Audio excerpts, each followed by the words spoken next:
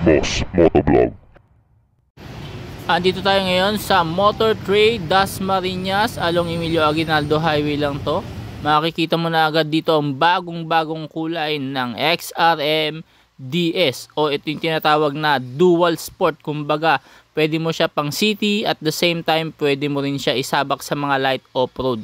Tingnan mo naman yung mga gulong, ganyan pong klaseng gulong ang pang on and off-road. At syempre sa kanyang panel, digital yan at may maangas na tindig na sa XRM 125 mo lang makikita.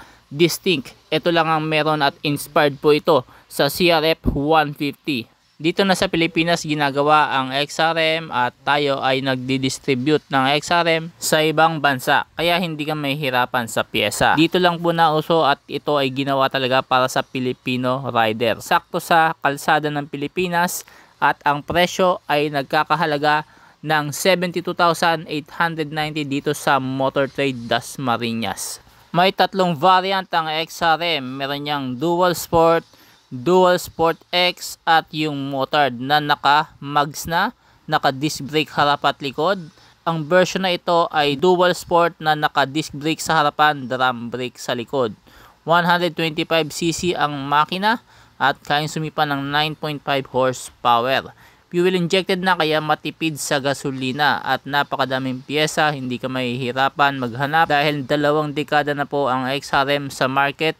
Kaya naman hindi ka pahihirapan ito, lalo na kung gusto mo maglapag ng motorsiklo sa mga show, pwede. Halos kumpleto na ng kulay ang XRM, nag-iiba-iba na lang yan sa mga lining. Kagaya nito na color blue na may lining ng yellow, white at kombinasyon ng glossy black. Nagbigay ng lalong appeal at tikas dito sa XRM. Bukod sa napakadaming aftermarket at sales support, ay napakababa pa ng maintenance cost ng isang fuel injected na XRM na ito.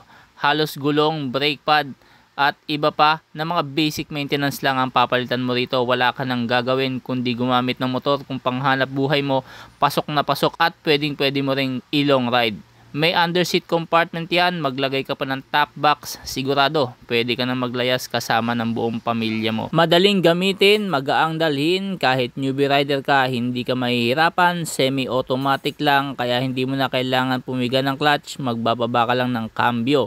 Kahit babae hindi ka mai-intimidate dahil mababa lang ang seating height at simple lang yung mga buttons at mechanics ng motor. Kumbaga halos gas and go ka na lang dito.